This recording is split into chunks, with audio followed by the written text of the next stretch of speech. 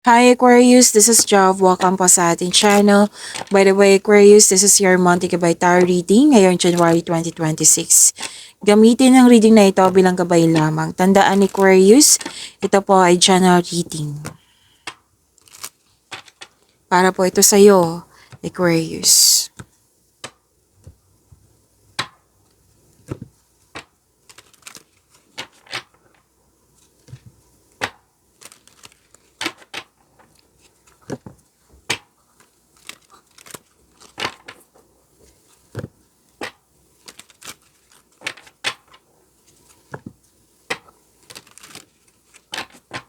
Para po ito sa iyo, Aquarius, ngayong January 2026.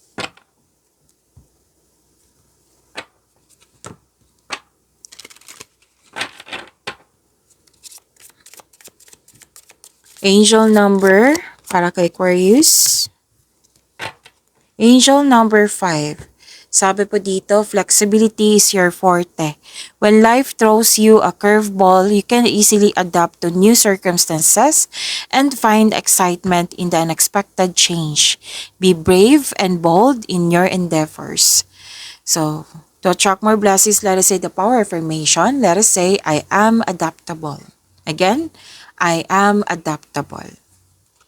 Sinabi ng yung angel number 5 dito na may pagbabago dyan, may bago sa'yo, oo, na na-challenge ka. Pero nakikita ko dito, naging flexible ka, na binigyan mo siya ng action. And you're very focused dito sa gawain. Okay, so kailangan dito na increase mo yung confidence mo at be bold, okay?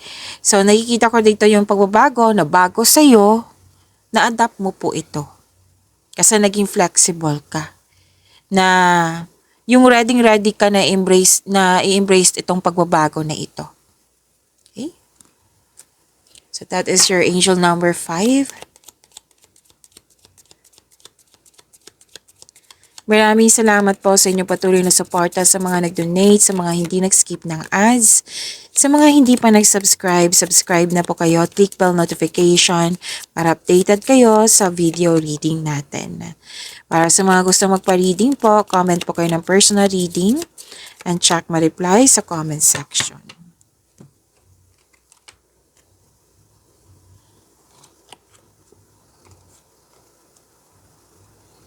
Okay, mas lumawak yung ambisyon sa buhay ni Aquarius.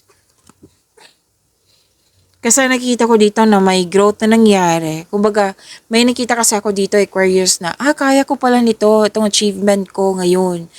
So, why not? Magla-level up ako. Mas mag-level up ako. So, kakayanin ko talaga. Yung china-challenge yung sarili mo. Kaya ko to. Nag-level up na ako. So, I want more.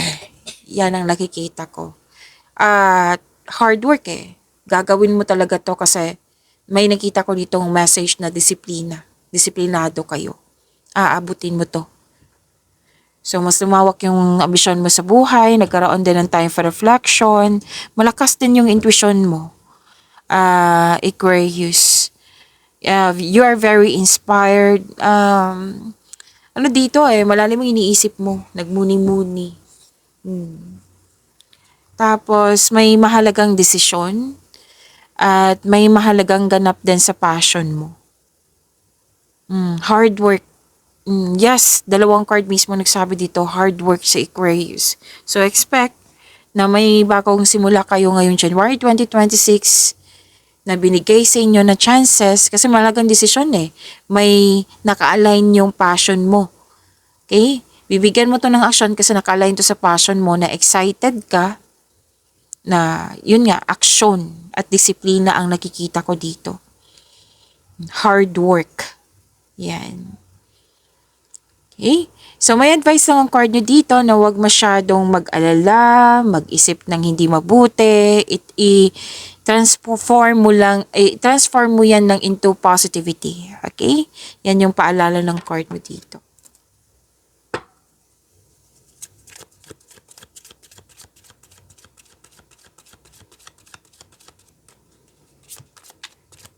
Energy ni Aquarius ngayong January 2026.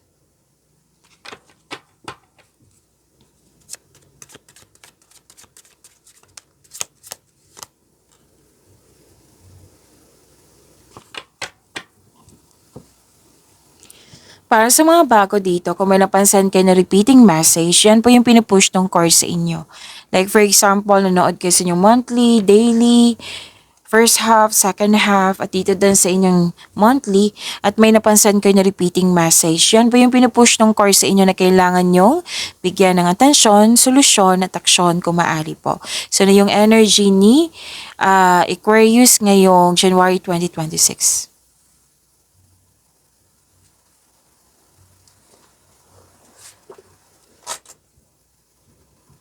Dalawang card mismo nagsabi dito, Aquarius, nagbakasyon ka. Yes, planado to eh. Kasi aminado ka, napagod ka. Pwede ka pagod sa kakaisip kasi may nakita kong overthinking kanina. Pwede din pagod sa anong tawag dito? Trabaho. Aminado ka dito, pagod ka eh. So, nakita ko dito nag-rest ka. Tapos, yung rest mo may kasamang pagsisiyasat sa sarili. Yung malalim talagang iniisip. Naglumabas siya dito at dito din. Okay? So, tinulungan mo yung sarili mo na pagod ako. So, kailangan ko ng tamang pahinga. Kailangan ko ng tamang tulog.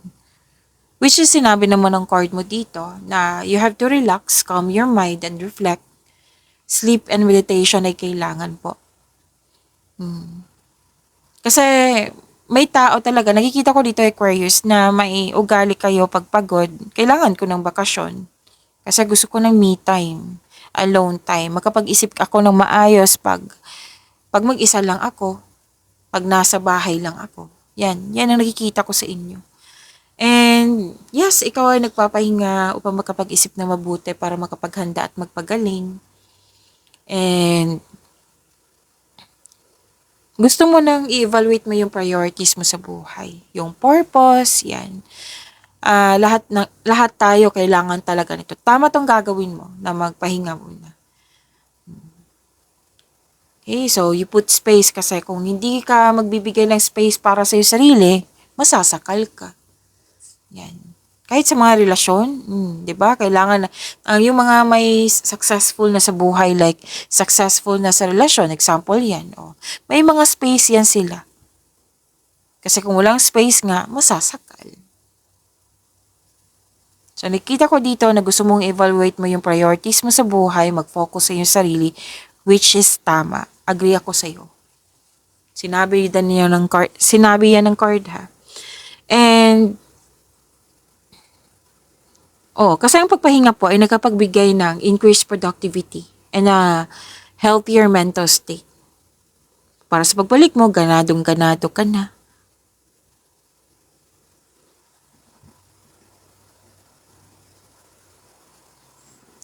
Magpapatayo ka ba ng bahay? Parati ko itong nakikita sa inyo Aquarius structure. Wala din naman na literal na nagpapatayo ka ng, like, nagpaplano ka na strat plan ba to for stability. Pwedeng physically talaga to na actual talaga. Yan, actual. Oo. Na magpapatayo ng bahay, negosyo pa. Palagi ko itong nakikita sa inyo. Tapos, stability. May stability po ako nakikita dito.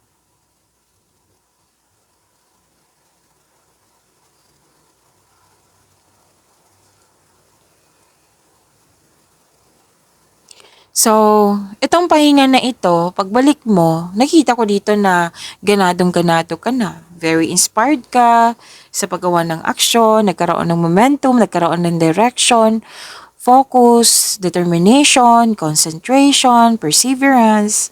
Yan. So, bibigyan mo ng action yung matagal mo ng plano. Okay, advice to ha, sinabi ng card na kailangan magkaroon ng clear intention, mag-focus ka, and a plan for action. Gumawa ng solidong plano para makagawa kayo ng best decision. Kasi gagawa kayo ng decision dito, which is nakita ko dito ha, sinabi ko kanina, lumabas po siya dito. Okay? Again, gumawa ng konkretong plano para makagawa kayo ng best decision. At makinig din sa inyong intuition. Kasi 'di ba, ang intuition sa mga bago dito, ang intuition po hindi lang po sa malaman mo yung sekreto, yung taong hindi totoo sa iyo. Ang intuition po siya yung magsasabi kung ano yung susunod na hakbang na pagkilos patungo sa right path, patungo sa success.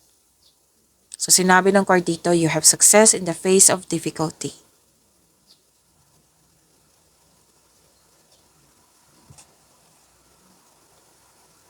Tapos, wag po daw kayo magmadali sa buhay pag-ibig.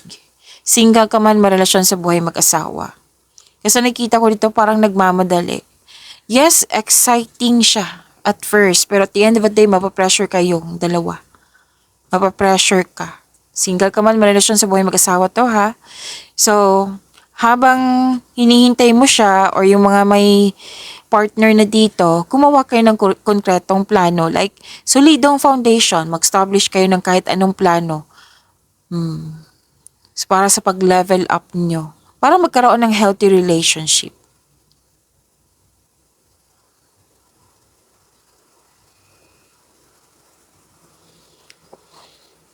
So, focus with determination, with clear intention. Ito na yung action. And actually, umuwi kayo ng successful. May travel nga dito, oh. Magle-level up ka na eh. So, ang ganda nito eh. Pagpatuloy niyo pong makinig sa inyong intuition kung maaari po.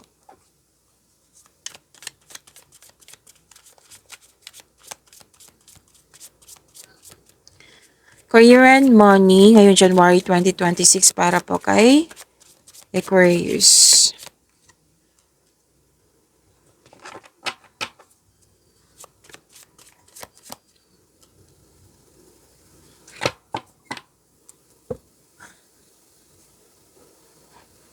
Sa career and money niyo po, very inspired pa rin. So, prepare yourself ngayong January 2026. Ganado kayo. Marami kayong ginagawa. Hard work talaga nakikita ko dito. 'Di ba? Andito di pa, at dito din. Naging flexible kayo. At dito din. At dito din. So, expect nyo magiging busy kayo. Kaya tamang-tama tong gagawin mo na magpahinga muna para sa pagbalik mo may energy ka. You're very inspired. Creativity. Exciting opportunities na dumating sa iyo na mas naging inspired ka para palawakin ito, yung trabaho mo, yung negosyo mo. Pwede din pagsisimula ng bagong pagsisikap kasi to. Pwedeng may bagong project, paglalakbay, pagsisimula ng bagong koneksyon sa isang tao, pagsisimula ng negosyo, pagsisimula sa trabaho, yan. Basta may new beginning po ito. Initiation movement pa rin, hard work. Naging masipag ka at creative ka sa iyong mga ginagawa dyan nang dahil nito, magkakaroon ng recognition, mapapansin ka ng mga tao dyan. At soon, magbubunga yung pagsisikap at dahil sa achievement na ito, magkakaroon po ng financial growth and stability. Diba? Ang ganda. And may message pala dito na stay open sa mga signs na bigay ni universe and take action when they appear. Mag-abroad ba kayo, Aquarius? May abroad dito eh. It might be yung nagpapasweldo or support sa iyo galing abroad. Or kayo literal mag-abroad. May connection, pwedeng connection to or literal mag-lakbay pa abroad. Pwede din abroad or malayong lugar. Sa Pilipinas pero malayong lugar siya.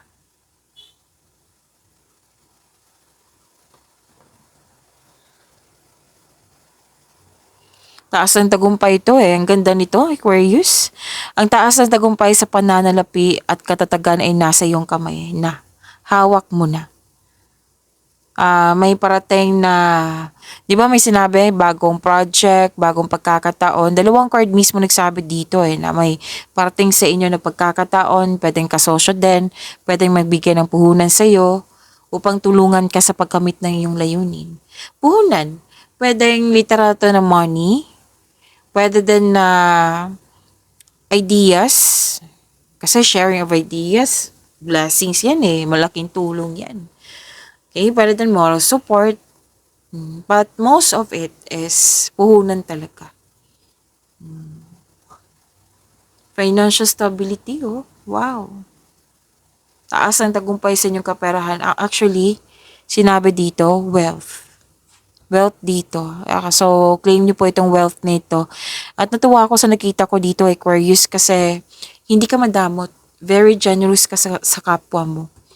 Na very mapagbigay ka talaga. Yung mahilig ka magbigay ng tulong. Lalo na sa pinansyal. Yes. Nakita ko rin dito na pwedeng may-ari kayo ng negosyo or leader kayo dyan. May posisyon eh. May posisyon kayo. Yung masusunod talaga yung gusto mo, ideas, plano.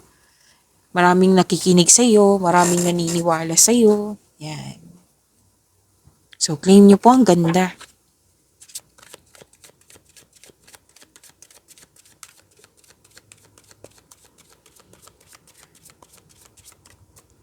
Love life, self-love, partnership, and romance ni Aquarius. Sagot lang po, Aquarius, ha. May kunin lang ako.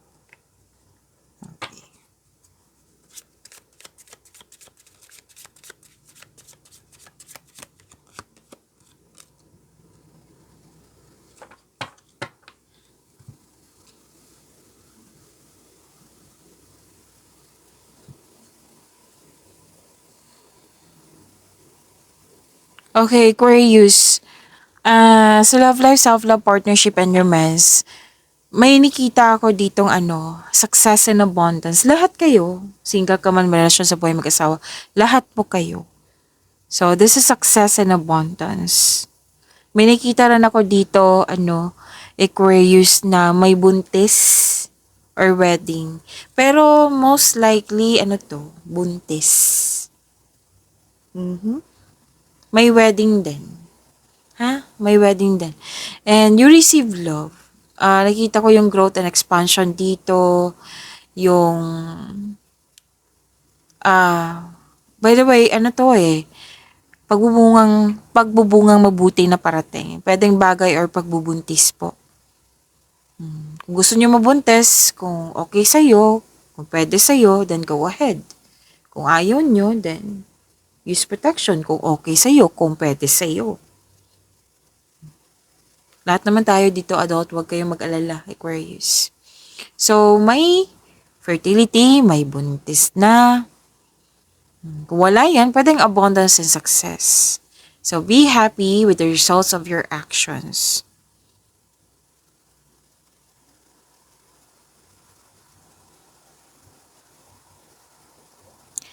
Sa mga single, ang advice ka sa dito, allow yourself to receive love and acknowledge that you can attract romance by loving yourself first. So kung hanap mo green flag, dapat magsimula ito sa atin by loving ourselves first.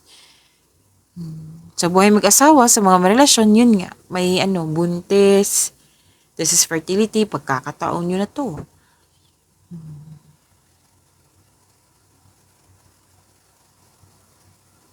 Pansin ko talaga kay Aquarius, mahilig talaga kayo magbigay ng pera. Andito din siya, andito din po. Dito din po. Wow.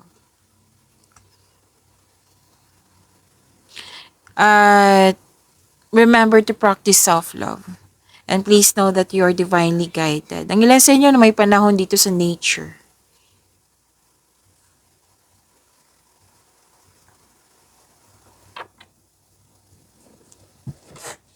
Para sa mga single, you're in a process on healing.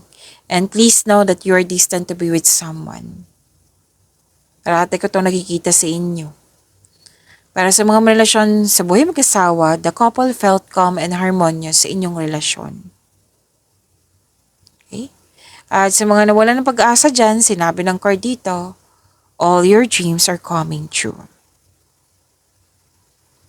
Okay? So, i-maintain nyo po yung mag-iisip nyo ng positive thoughts para yan yung ma-manifest nyo.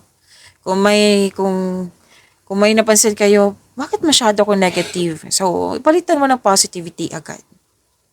Okay? So, may hope and healing ako nakikita dito. May unexpected help. May pag-asa kang madama, maging positibo. Yan. So, kasi this card offers hope and guidance eh. So, may change for the better dito. Have faith that your luck is about to change for the better. May nakita rin ako dito nagpaayos ng bahay, nag-general cleaning, nagpaganda ng, anong tawag dito? Decoration. May nakita kong ganyan. Okay? So, you're healing from the past and feeling hopeful for the future. Pag-imanin niyo po yung blessings sa binigay sa inyo, Aquarius, see you tomorrow. Maraming salamat.